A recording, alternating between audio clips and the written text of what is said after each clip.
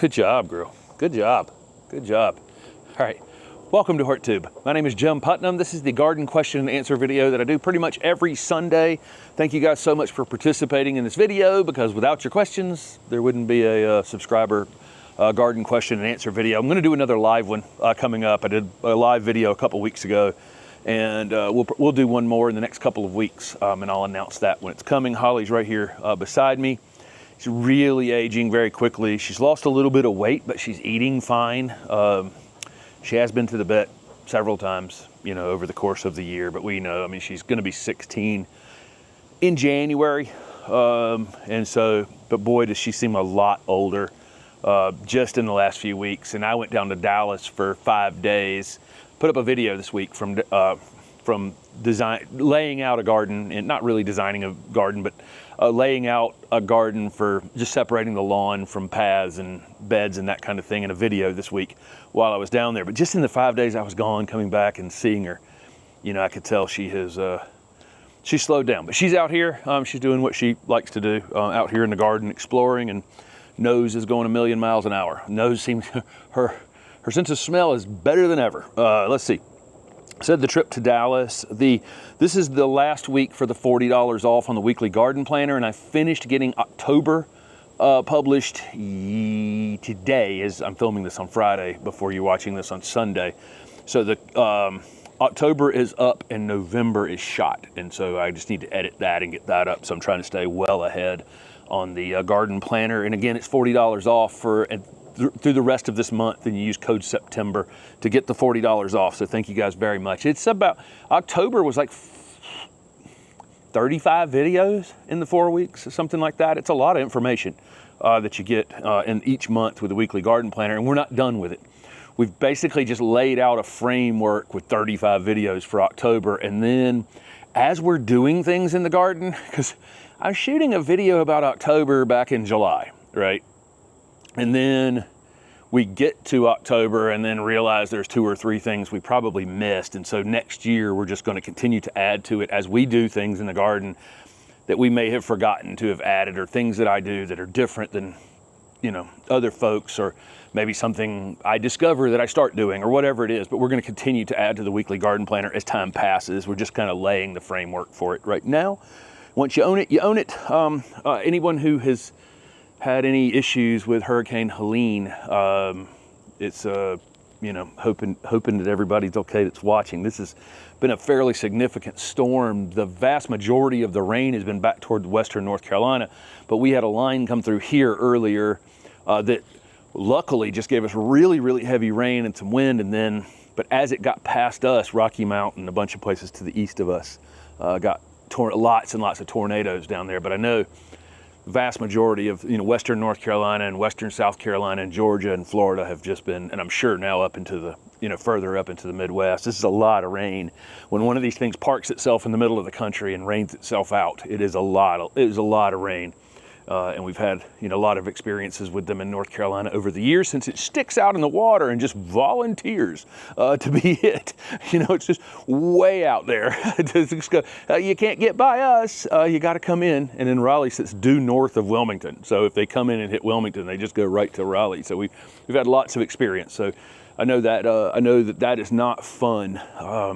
You know, the next morning after those things, because the sun, a lot of times the next day the sun comes out and it's just the most beautiful day. The air is so clean after one of those things, but you've got trees down and you've got so much work to do, and you don't have electricity, and you can't get what you need, and you can't go anywhere, and I know that pain.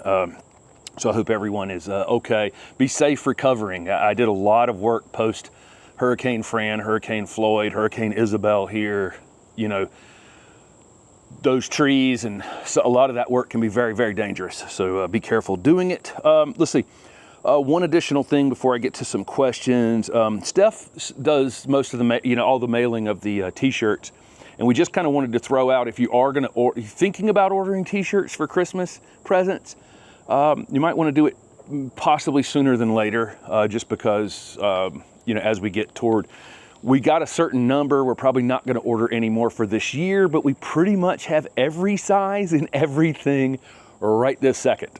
So we just, you know, we restocked, you know, 4 or 5 6 weeks ago, whatever it was, 8 weeks ago, and got every size kind of filled in and some larger sizes available. So if you're interested in ordering t-shirts for Christmas, I would think about doing it earlier, just because we're not going to reorder anymore for the rest of this year. This is the HortTube with Jim Putnam t-shirt. There is a Holly t-shirt as well. Okay, all right, let's get to some actual questions on here. Let me see. So somebody says they're always worried about rattlesnakes in Jacksonville, Florida. And she sees Holly out here in the garden and wonder if Holly's in danger of rattlesnakes. We do have rattlesnakes in North Carolina and many poisonous snakes. A lot more copperheads overall, probably than rattlesnakes, but we do have several, eastern diamondback rattlesnake and others. There are several poisonous snakes here, cottonmouths, in the state of North Carolina. This part of Raleigh, people have just killed all the snakes over some period of time. So we see a few little worm snakes. We might see a garter snake. I've seen a couple garter snakes, and I've seen a couple larger ones that have been hit by cars or whatever back in a section of the neighborhood that's a little close to Meredith and a little closer to the Greenway. But if they get into this neighborhood, I think people just kill them, or their cats kill them, or whatever that is. We just don't have them in here. At the old house, had lots of copperheads. One time Holly jumped out of the truck and ran over the top of 2 copperheads going to the front door. She didn't even notice them. Went right over the top of them. So, used to lots of poisonous snakes, but for inside this urban area in Raleigh, there really aren't any. Do we leave our ginger in the ground or dig it up? They have a variegated ginger, so like that Alpinia, the variegated shell ginger. Should they leave it in the ground? If you're in zone, and they're in Charlotte, if you're in zone 8 and it's pretty well established, it's probably fine in the ground. I will say that ginger is typically zone 8 hardy. When you do variegated versions of things, they tend to be a little less cold hardy. So if you had it way out in an open area and it was going to be that ground was going to be a little more exposed to cold, maybe, I would dig it up. But I think if it's been in the ground all year, I don't think you're going to have an issue. I mean, lots of people keep that in the ground here in my area. But again, it is a little less cold hardy. So you are on the edge of where it's hardy. So it's one of those tough calls. But I typically will leave all of those zone 8 perennial things in the ground and roll the dice and say, hey, if I can just get it to survive once, if I can get through one winter, then I'm good to go. That ginger over there is pretty much bulletproof after 2 winters in the ground. And it's got such a giant established root system at this point. Some part of that root system will definitely be alive at the end of even a tough winter, and it'll come back from it. Okay, let's see. So this person is concerned about the chop and drop method. You'll see me frequently prune these annuals, perennials, and just throw the material under the plants and let it break down. They're concerned with cool temps and rain that this method will attract pests or slugs, give them hiding places. Yeah, you're absolutely right. I mean, if you are doing that and it's going to rain for the next week and it's not going to break down very quickly, it would give those things a hiding place. But if you're doing it on any kind of, this kind of material is just not woody, and it's going to go from, once the water comes out of it, it's just going to shrink to almost nothing. So you'll find that your annual pruning and perennial pruning things, when you throw them on the ground underneath the plant, it'll be kind of bulky. And then after a couple of hot days, you'll look under there and hardly be able to see it at all. So it's temporarily an issue. And if it was wet and cool and that kind of thing, then the stuff wouldn't break down as fast. But if it's on a hot, warm day, it's just going to go away pretty quickly. But you are right, and this is one of those things that I talk about in the weekly garden planner several times during the year, is make sure that you can keep the ground. I mean, I have a lot of things planted out here, but we do try to keep the areas kind of trash free and debris free, because anything you have out here in these beds is a place for them to hide, especially like containers that are sitting directly on the ground, bricks, rocks, lots of leaves that are still whole during the summertime. Those are kind of things that will be attractive places for slugs and snails to hide during the day and then come out at night and do damage. Okay, Do we chip our smaller stems and branches or mulch them as they are? So really small stuff, I just throw on the compost pile, which has been back here and it's just been a cold compost. We're gonna build 2 bins over here, maybe December before I get around to it, because I've got several other things going on. And it's gonna be in the sun over there. And if anything has any size on it, I'll chip them. I do have an electric chipper that I'll chip them up with. But anything less than, you know, 1/3 of an inch or something like that, I'll just cut with my pruners into, you know, maybe 12-inch pieces and just throw it in there. Not gonna worry about it a whole lot. But we do have an electric chipper if we need it for something that I'm suspicious isn't gonna break down with the other things that are in the compost bin. Okay, what is the pink, orange, yellow plant in the back of the landscape? That's that Alabama Beauty coleus back there. And then somebody asked if we got that one from seed or from a plant. I got that one as a plant. So I haven't tried that one from seed. We have grown lots of coleus from seed. My coleus seeding operation is not always the best, but I don't need to get 10 of them or 20 of any of them. So if I just get a few up and growing well, they do pretty well, but I'm probably, you know, not the best at growing coleus from seed for some reason. And we do really well with seeding things. My entire vegetable garden over there is things we seeded. Over half the annuals in this garden are for things we did from seed. So we're very successful at seeds. Coleus, not always perfect. And I don't know if that one's available from seed. It may be, but that one we got from Big Bloomers in the spring, and it is just on fire back there. It's one of the showiest things in this entire garden. Okay, so somebody's in 8A, Georgia. Their perennials look tough because of the recent lack of rain. Not dead, but brown. Boy, they've had a lot of rain in the last 24 hours. Though they're made up for the rain. Can the person go ahead and cut them back? You know, so it just kind of. I wouldn't want to be cutting things down. If there's any green left on it at all, it has the possibility of feeding that plant, feeding those roots. And helping it survive the winter. And a lot of our perennials are overwintering places for our pollinators. So a lot of them have hollow stems that the perennials will live in, that kind of thing. So I'm gonna leave it up to you. You could if you wanted to. Things that are non-native, like hosta, as soon as they really look bad, I could cut them. Daylilies, you know, anything that's kind of non-native. My native perennials, though, if they do have tall stalks on them, you might want to consider, you know, leaving them through the winter. They may still have some seed heads on them as well that can be valuable for the birds as the birds are migrating through your area. Let's find Holly. Holly! Come here. Come here, girl. Come on. What are you doing? What are you doing? Come on. Come on, girl. Holly. Come on, come on.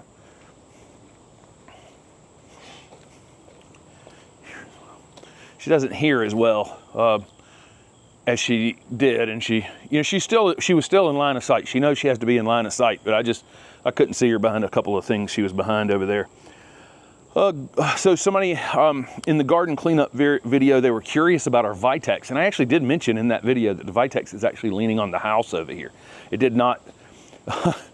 It did not perform well in the wind and all the weight that's on the top of it. I'm gonna have to reduce the top of it and pull it back up, and that's gonna be a separate video coming up on restaking the Vitex, the tree-formed Vitex over there. And it does have a lot of suckers on it, same as this person was asking about. There's this suckering like crazy.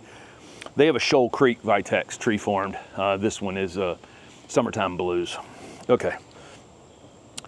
Somebody has a Foster holly on each side of their front steps that are too big. They're 8 feet. They want to cut them down to 5 feet. Is that too drastic? No, you can cut leafy evergreens like that, especially well-established ones.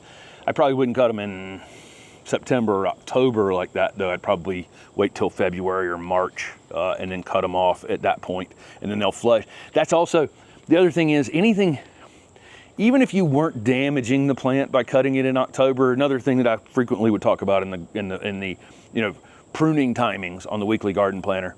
The other reason for not pruning something drastically right now is you're gonna have to look at it like that the rest of the winter, right? That's the way it's gonna look, because it's not gonna grow back with these shorter days. So I would just wait till February, and that way you're only 8 or 10 weeks, 12 weeks with it just completely butchered looking out there. And it's also just a slightly better time to do it as well. Let's see, that was 8. We're flying through this time. I'm not talking at all, basically. How much has our screenplay holly grown since we planted it? Didn't notice it in the mega tour. I think we talked about it in the mega tour. It's over 6 feet tall now, and it's got a spike on the top of it. It's probably an extra 3 feet above that really doesn't count. But it is loaded with berries over there. It probably is in about video 16, no, 14 or 15. Definitely not 16, 17, or 18. More likely 14 than 15 even. But it's over there looking good, and it's just loaded in berries. Unbelievable number of berries on that thing. I think that thing's going to be a giant seller in the marketplace. I think it's going to take a few years for all the landscape architects and everybody to find it. It's basically going to be a landscaper plant. You know, that's how that is sometimes. You know, Distilleum I call a landscape plant, a landscaper plant. Landscapers plant them everywhere, 7, 10, 15. Every new house that goes in this neighborhood is 7 Distilleum and a cloud of dust. You know, that's what I call that, their style of landscaping. And then I think at the garden centers and things, I think they sell, but they don't sell like they do to landscapers. So there's some plants that are kind of differentiated. That plant is going to be in 25-gallon containers, and landscapers are going to be putting them in long screens for, you know, people that already want 6 and 8 foot tall plants. So going to take a minute for the designers, architects, landscapers, everybody to find that plant. But it is an incredibly fast growing holly, and screenplay is the perfect name for it. Do I get burnt out at any particular point of the year? I always struggled by this time every year when I was in the nursery business. It's just, and it's gotten, for some nurserymen and garden centers and folks, it's actually gotten worse over the years. You used to have a very distinct, you know, spring season. You know, you would go and you would have things booked in the fall for, you know, for your plants and pottery and all those things you would book. And then maybe you would go to Mance in Baltimore, and then your local state show, which is the North Carolina Green and Growing show, is in Greensboro the weekend after Mance every year. So people would go up to see a national show, and then they'd go to their own state show, and then they'd settle in, sell plants like crazy through the spring. Everybody would they'd rotate their vacations during the summer, and then fall was, you know, a good season, and then you convert to Christmas, and it was, you know, you just were on a plan. And now it just seems like everything, there's been extra shows added, and you go this place and that place, and it seems like, you know, you got to go to a pottery show to book pottery, and you go to I mean, it's like so much, and it's really become a 12-month business. And of intensity the entire time. So I hear lots of people talking about that, you know, where did the seasonality of the business go? And, you know, that's just the way it is. But fall, typically by this time in the fall, I was getting pretty burned out as a nurseryman. I will say that even Steph and I enjoy what I do. I mean, I really do. I get up every day. I say this all the time to people. You know, people say, so are you working all the time? And I'm like, I don't care. I don't care if I'm making a video on Sunday. I like talking about plants. I like what I do, so it's doesn't really feel like work. But even me saying that, when we took that long trip, we went to the Norfolk Botanic Garden and the Delaware Botanic Garden and New York City to film, and White Flower Farm and all these places. And then once we got up into upstate New York, we just didn't go to as many, you know, it's like we did more urban stuff as we went, because I like cities as well. And so I do take a little bit of a mental break from it occasionally. Everybody needs that from whatever it is you do, whatever it is you're, you know, passionate about. You probably do need some respite from it. But this was the time of year, just in general, I was just like, oh my gosh, I'm ready for this thing to slow down and be done. Let's put the covers on it and call it Christmas. So just somebody says, does ash from burnt leaves help the landscape in any way? I'd rather see you put the fresh leaves on your landscape, or put them on the driveway and run the lawnmower over them and then put them back into the landscape. Just as whole leaves, I think that's better. I think you'll read that you'll read things like burnt leaves will, make your soil alkaline, or, they're bad for acidic plants and just all kinds of things.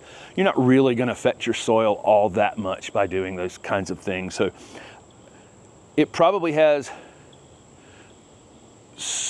very little impact whatsoever, but just make sure, and I say this frequently, if you are putting anything on your landscape that you're asking me this type of question about, make sure you're just spreading it out far and wide. Don't just put it in one spot. If you spread it out far and wide, it's not going to do any damage, or there's no great impact or no negative impact, right? But it's good organic overall. Probably still there's some value in it. Obviously, there's something left in it that the plants can use for sure. And if nothing else, it'll help prevent weeds, right? But you will read that it's going to raise your pH and it's not good for, blah, blah, blah, blah, blah. I don't think it's good or bad. I'm indifferent about it. I'd rather see you not burn the leaves and put the leaves on your landscape and let the microbes in the soil feed on it, and then use those nutrients, go back out and just come right back up to the same plant they fell off of, right, for feeding them. Okay, so somebody in Zone 6B, Ohio, this is really important, planted snow flurry, camellias, gardenias, leucothoe, another camellia. The camellia and gardenia are dead. Leucothoe looks chlorotic. Their pH is 6.8. Is that too high for broadleaf evergreens? Well, some broadleaf evergreens like boxwoods, that's like right in the perfect spot. It's a little high for, blueberries and azaleas and hollies that would prefer 4.5 or 5. But it's at 6.8. Most nutrients are going to be available to the plant, including iron, and you're probably not going to get a lot of chlorosis in the leaves. I wonder, and I don't think it would have killed your camellia or gardenia. So I think you may have something else going on here. And they added a soil acidifier when they planted it. So I don't think it probably killed them. I think maybe you have some other issue going on. Maybe they were staying too wet. Maybe they were in too much something. I certainly wouldn't judge anybody on a dead gardenia. Gardenias, they're one of the trickier things to grow in landscapes, and they're, in your Zone 6B Ohio area, going to be tough to keep through the winter anyway. I don't think your pH may be high enough where they're not going to have the most rich green color ever, but they're probably not going to be super chlorotic, and they're certainly not going to die from that. So I don't think that is your overall issue.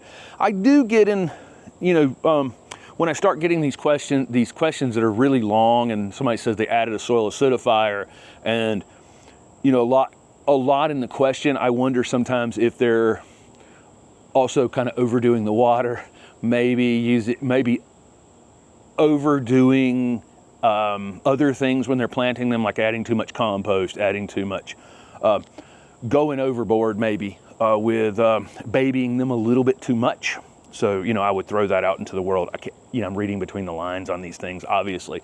But the more we worry about sometimes some of these things, the more likely we are to do damage to them. But I don't think your pH is low enough to have actually killed things. And you're on the edge of where any of those things are going to like your winter very much. Let's see, Dallas. Says Dallas, Georgia, emerald green arbs too big. Can they be pruned to control size?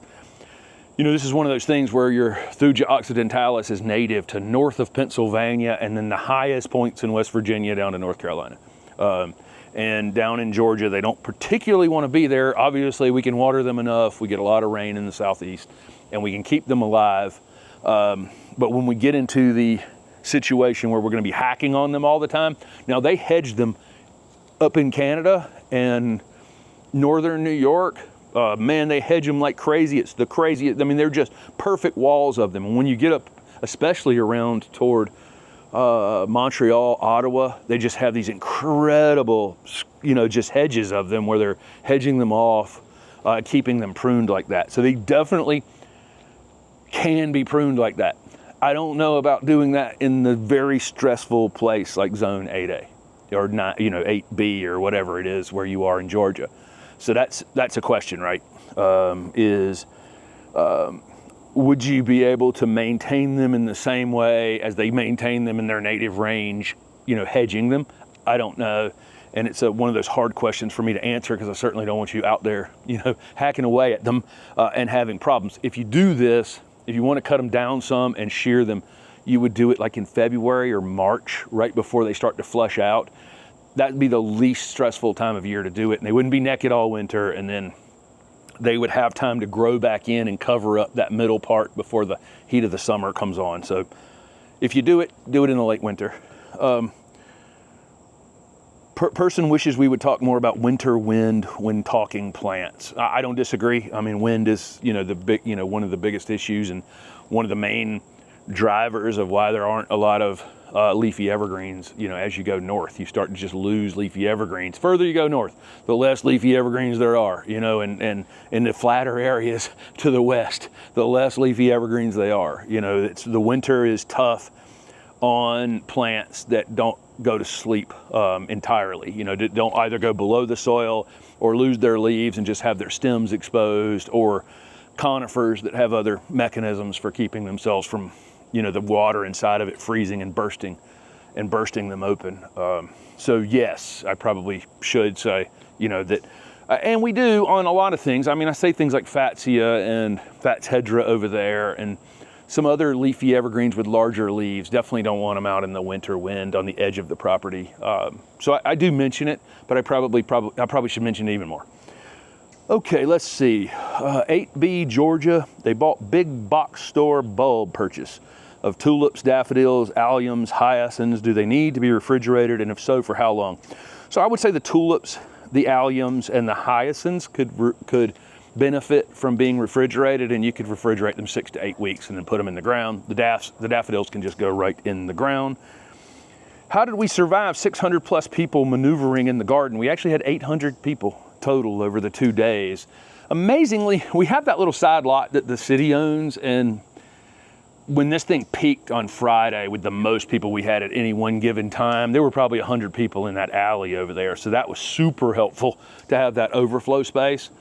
And then people were very respectful of one another in here and of the garden. We only had one plant stepped on, and it was because it was next to a seating area out in the front garden. Holly, were the pathways clogged is another thing they asked. Yeah, a little bit, but it wasn't as bad. I cutting this path through here to the, you know, having 3 different ways to leave this patio and then having multiple directions to go as you leave it.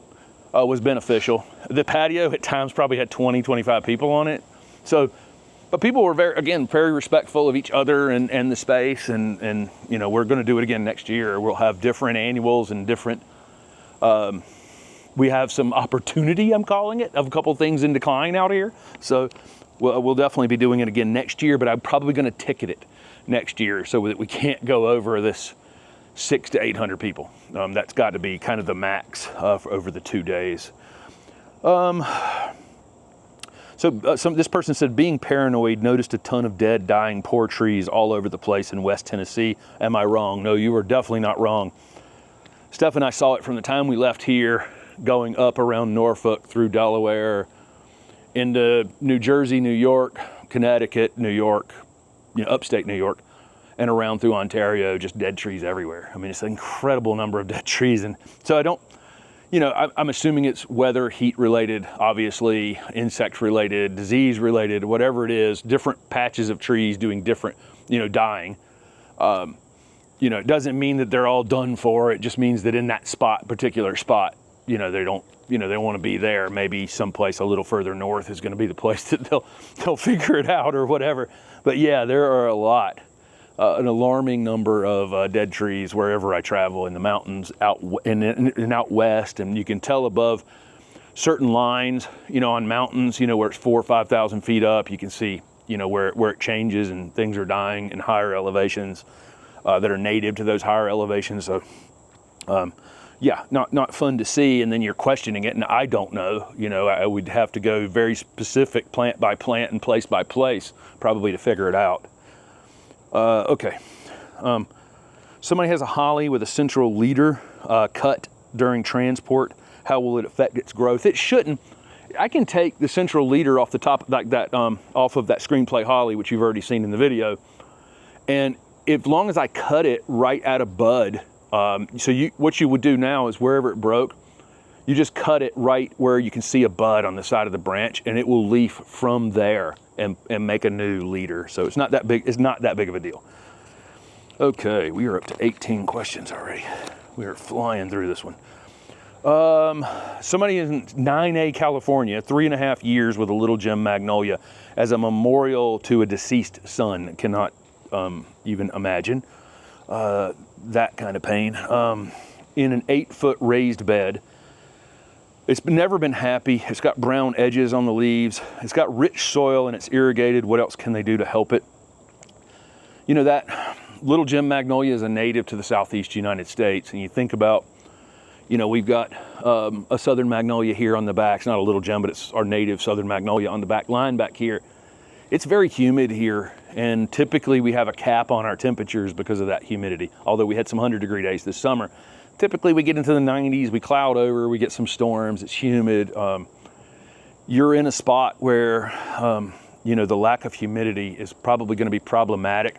And then having it in a raised bed, which sounds great because you can add all that rich organic soil on it, those roots may be quite hot up above the ground in that raised bed. So, you know, I think it's the particular plant in a place that it really kind of doesn't want to be, and then compounded by being raised above the ground with it's a very shallow rooted plant. If you have, you know, people that grow them will know they're, you know, roots near the surface on them.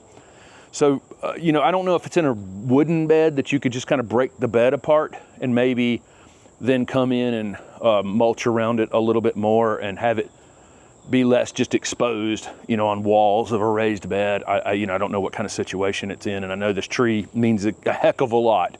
And so, you know, I'm nervous about making any kind of recommendation on this, but I think the brown edges on the leaves are going to be the result of it. Water coming out, you see, it's a big leaf, right? It's a big leaf, and no matter how much you irrigate it, some of those larger leafed plants are going to have a hard, you know, the water that's leaving that leaf because of your dry air on a hot day is faster probably than roots can bring water up into the top of that plant. Whereas here, it can just drink some water from the air if it needs it, because we've got all this humidity. So that's, you know, that would be my guess as to why it's not performing as well as you would want. And again, I can't imagine. Let's see. Somebody got tree mulch from a power company, I'm guessing just wood chips. What do we do to prepare for its use? How can it be spread? So if you were spreading it into already established beds, you just do a thin coat with it, just like you would any other mulch, and you can do it whenever. If you are starting new projects, you can put it really deep and then allow it to break down for about 6 months and then start your project. If you want, you can leave it in a big pile and it'll get super hot and it'll become compost basically in about, you know, 8 to 10 months, although it needs to be turned, you know, a couple times in that process to get it down to compost. But there's a lot of uses for it for sure. But if you're using it, you know, in established beds like these, you would just use a thin coat of it just like you would any other mulch. Probably not maybe the best thing to use around your annual flowers and things, but all of your established shrubs, you can just use it around it without any problem. But again, if you're starting a new project, use the deep mulch method, put 6 or 8 inches of it out and just let it break down for 6 months and then start your project, and your soil will be wildly improved. Can you plant wildflowers directly into 6 to 12 inches of wood chips you put down once it starts to degrade? I think you need to go more than starts to degrade with 6 to 8 inches, or 6 to 12 inches. I think you would probably want it to break down quite a bit to do annual flowers, herbaceous things in it. While again, I've said before, it's exaggerated how much the wood chips steal nitrogen from the soil and their plants in order to break down. I think it is slightly exaggerated. It does have an impact on annuals and perennials and that kind of thing. So the type of thing you're trying to grow in it is probably the least likely to do well in a very chunky wood chip material. So again, I'm going to give that a little more time to break down than just starts to degrade. Let it degrade pretty far, maybe 75% less chunky than it was originally, something like that. And maybe at that point it will have stopped cooking some and you can get to going on flowery things. Number 22, Zone 8A, Atlanta. Shindo viburnums in large pots, wants to keep them in pots all winter until ready to plant in spring and decide where. Is that okay? Yes, except for you're gonna have to crowd those pots together somewhere up against a protected wall. So you're dealing with something that's zone 7B, 8A to zone 10 or 11 hardy, maybe zones 11 hardy. And you're in 8A Atlanta. When the pot's above the ground, you're losing a zone of hardiness, probably minimum a zone of hardiness. So all of a sudden that pot's in zone 7A equivalent, okay, because the roots are exposed to being frozen solid. So you need to think about that, is the plant's no longer in the appropriate zone. So in a nursery setting with Shindo viburnums, we would either they're being grown in a pot and pot system, so the pot's down in the ground in a sleeve, and that keeps the pot from freezing solid, or if they were in like 3-gallon pots or 7-gallon pots at my nursery, we would jam them pot tight, and then we would throw a frost protection blanket over them, you know, on nights when it was going to be below freezing, really. I just don't want the pot to freeze solid. So 8A Atlanta, 20 to 30 nights during the winter, they need to be pot tight and have some sort of sheet or something over the top of them. Hopefully add about 5 or 10 degrees around those pots. Okay, last question for this week. So best time to plant seed for next year, worried that they get old. So, you know, weirdly, I was touring these garden centers down in Dallas, and that's my nature is to go over to seed packs this time of year and flip them over and see if they're old at this point. And all the garden centers there had seed that was good through 2025. They were all on top of it, not having old seed on the wall. But look on the back of your packets and see best used by. So, you know, what I was seeing was best used by 2025. So they had another 13 months on them. They're required to do germination test on them to retest the germination. So they'll plant, you know, some number of those seeds at some point and see if the germination rate is dropping. Some of those seeds will still be good regardless. And once I get past the date on the pack of seeds, I just start putting 2 seeds in each cell instead of 1, or 3 seeds instead of 2, or whatever, because I know that the germination rate at some point is going to drop, but some of them are still going to be good even past that date and well beyond that date. In some cases, probably decades beyond that date. So I just start putting more seeds in each of them as the seeds age for me, and I end up perfectly fine, and then I just thin them, you know, once I have too many in each cell.